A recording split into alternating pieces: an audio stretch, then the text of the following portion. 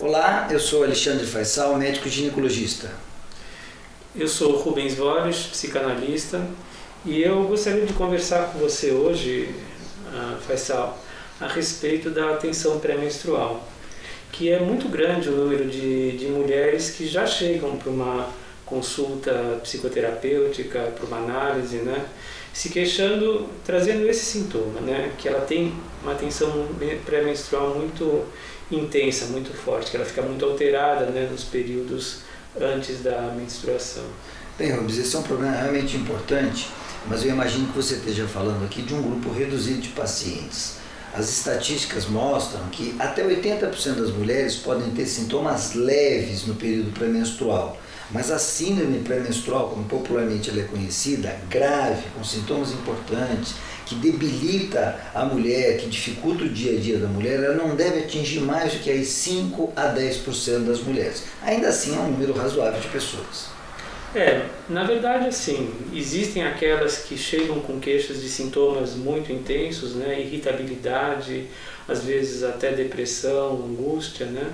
Eu acrescentaria também os sintomas de retenção de água, que é uma coisa que incomoda bastante a mulher, a dor mamária, às vezes um inchaço abdominal, um edema das pernas, compõe esse quadro. Sim, né? Eu acho que numa consulta médica isso aparece bastante, né? Mas para mim, enquanto psicanalista, aparecem sobretudo as queixas mais ligadas a mudanças de humor e irritabilidade, né? Mas independentemente da intensidade, me chama muito a atenção que o número dessas queixas vem aumentando. E mesmo mulheres que não chegaram com essa queixa, ao longo de uma análise, por exemplo, começam a valorizar muito esse tipo de manifestação. Mas eu acho que tem um fator aí que talvez contribua para isso, Rubens, que é a questão da valorização da TPM. A TPM vem sendo discutida em conferências de mulheres, em revistas leigas, em peças de teatro. Eu acho que, de modo geral, hoje a mulher está muito atenta a isso e, de algum modo, eu entendo que isso deve contribuir para a pessoa se autorrotular como TPM. E essa é uma coisa muito interessante que a gente nota, porque, estritamente falando, o TPM tem que preencher alguns critérios médicos. São pelo menos 3 meses de sintomas pré-menstruais com prejuízo das atividades da mulher. Muitas vezes a mulher tem um transtorno emocional por um período que nem é o período pré-menstrual e ela se intitula como portadora da TPM. Você nota isso, eventualmente? Sim, eu acho que a gente tem que considerar esses aspectos mais do funcionamento do corpo da mulher, fisiológicos, né?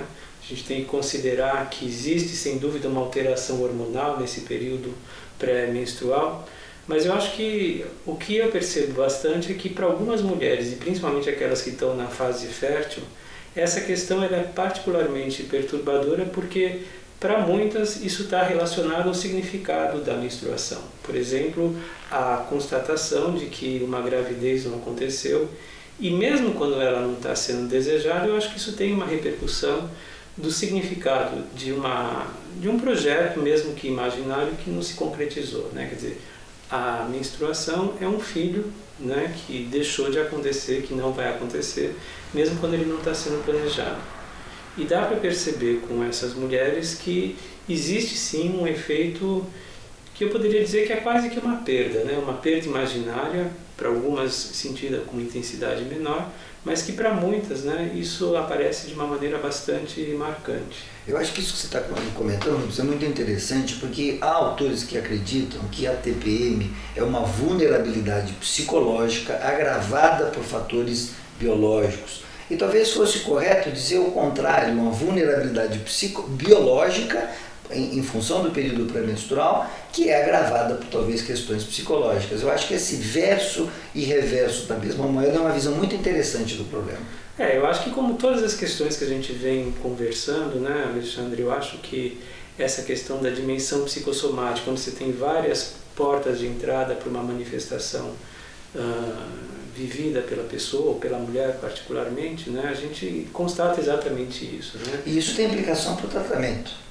Claro, porque sem dúvida existe aí uma abordagem médica que ela é importante, né? E para algumas o trabalho psicoterapêutico é muito importante, principalmente para aquelas cuja representação da menstruação e da gravidez em particular, né, está muito acentuada. né? Quer dizer, as manifestações da tensão pré-menstrual, elas acontecem num pano de fundo, né? Onde existem conflitos ligados à maternidade, conflitos ligados à gravidez ou ao não acontecimento da gravidez, experiências anteriores de aborto, como a mulher viveu, por exemplo, a maternidade, caso ela já seja mãe. Quer dizer, tudo isso são fatores que participam, né, das manifestações da tensão pré-menstrual. E imagino que conflitos que podem aparecer não só no período pré-menstrual, mas pode aparecer, por exemplo, posteriormente na menopausa.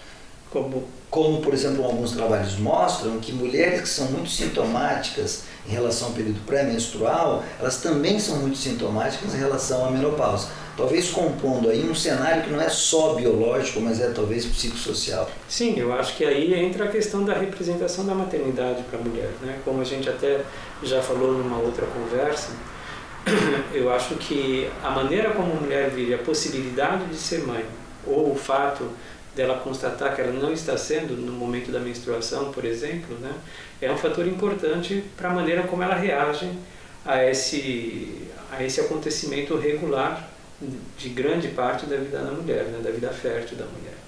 É isso aí.